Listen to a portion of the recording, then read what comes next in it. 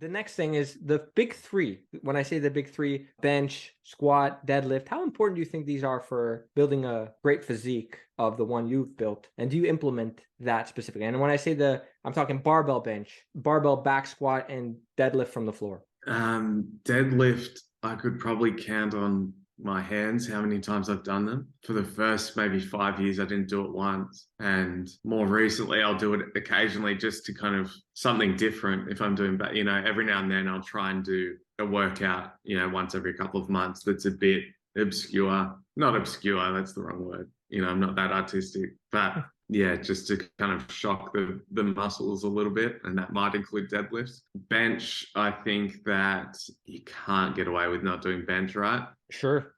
Some form of it, at least. Like I use dumbbells, but Yeah.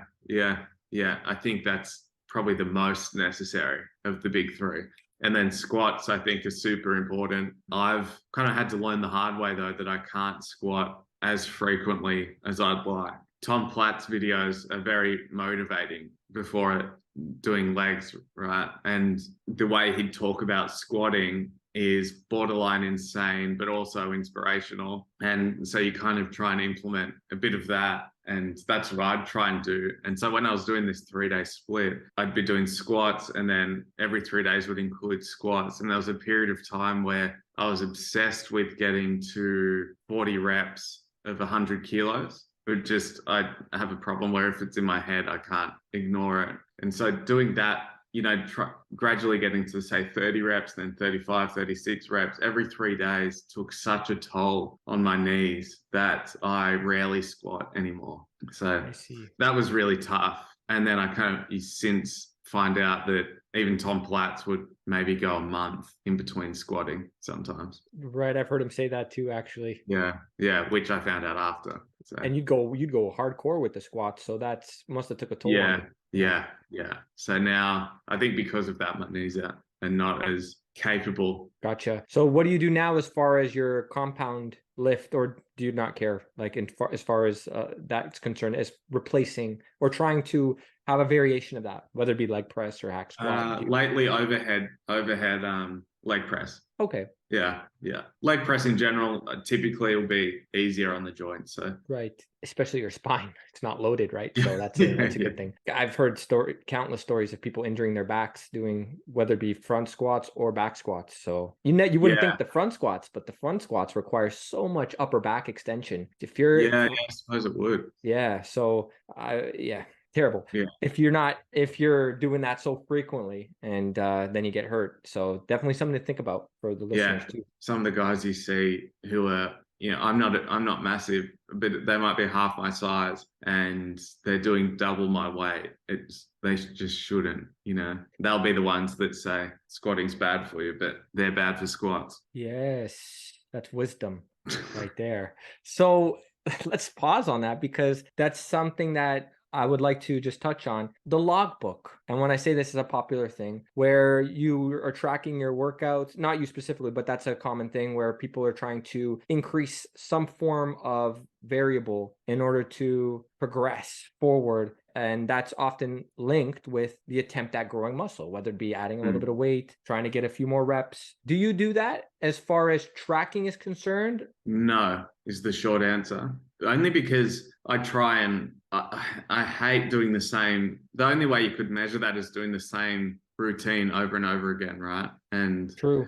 Like the gym isn't the most exciting place. Once you've been there for a few years, it gets pretty same old already. So if you're doing the same routine, if you're not varying it at all, then that's just hard work mentally. So every routine's different. As far as like the reps, the rep range, the load you're using in order? Also, like say I've done dumbbell press today and then incline bar, blah, blah, blah. Then the next week I'll do flat bar, incline dumbbell, for example. Okay. So for you, is it more about the intensity of effort? Yeah. And that's why the warm-ups I find so important, because that's where you gauge, okay, this is, already you have a pretty good idea of what you're going to lift, but you can gauge, right, well, this is the weight I'll end up on. And I'm confident that I can get, say, 8 to 10 reps. And it doesn't matter to me if I fall at 7 or 11 because the intensity is the same. And are you particular about feeling the muscles you're trying to challenge for every exercise? So for example, I know some people, they will prioritize where they would do something like that. Like this exercise is about increasing to a specific number. And I'm saying that based on multiple people I've spoken to on this podcast. And then these exercises are for the, well, quote unquote, mind muscle connection, squeezing, trying to feel muscles. For Oh, you, really? yeah. So I'm curious for you, based on what you're saying, it sounds like you're not doing the chasing numbers thing. You're just mainly over here on this side for those who are watching this right now, not just listening, where it's more so about contraction, feeling the muscles work and engage throughout the exercise. Is that correct? Yeah, 100%. Yeah. Okay. Yeah. So when you're doing something, this is my experience, Brock, and then you can chime in, but anything sub, I don't know, 6 repetitions, unless you're doing really slow controlled repetitions, you might not feel as much of a pump, if you will, or, those muscles really engaging. A burn, that's probably more accurate, than say 10 plus. How was your experience with that is where I'm going with this question. Yeah, I'd agree. Okay. In the very infrequent periods, I'll try and lift heavier than usually. Say I'm doing a chest press, I'm not feeling that same stretch in my chest. It's more like I'm feeling it in shoulders, and even though my form's the same and still pretty good in my opinion, yeah, it doesn't feel quite the same. Do you primarily try to stay above a certain rep range or rep number, I should say? And if so, what is that? Between 8 and 12 typically. Okay. Yeah. Do you ever go as high as 20? Rarely. For some reason, triceps, I really enjoy really high rep ranges, like 15-ish to 20. And then that period where I was trying to get to 40 squats. Oh, right. Yes. Yeah. Not to revisit those horrific times, right? Yeah. Lesson learned, right? So you mentioned the motivation thing, right? Like, actually, I'm mentioning the motivation thing. What you mentioned was that it can get tedious, or, you've been doing this for a long time. If you don't change things up, it gets kind of mundane. I'm curious, what motivates you at this point to go in and train, and especially do it 6 days per week? Good question. As much as it's tedious at times, I can't help but want to improve. I know that the older I get, the smaller the window is to achieve that goal physique that I've got in my head, and like that transformation image you spoke about, that was probably the closest I've been, but I want to progress from that. So I know that there'll be a lifetime of regret if I don't, and that's enough to get me in the gym every day. Nice. That'll get some people thinking for sure. Though that transformation, which I was, again, exceptional. What was your weight between the two pictures? This is curiosity more so. And how tall are you, Brock? Are you 5'10"? I'm 5'9". Okay, so we're the same height. So I'm curious. I know different proportions, structure, all that, but it always fascinates me. I would have been about high 80s or 90. I may have creeped into the 90s for the first time. In the we're talking the second picture, so the No, the before. In the improvement side of it, as far as fat loss is concerned and how you looked, were you what, 170?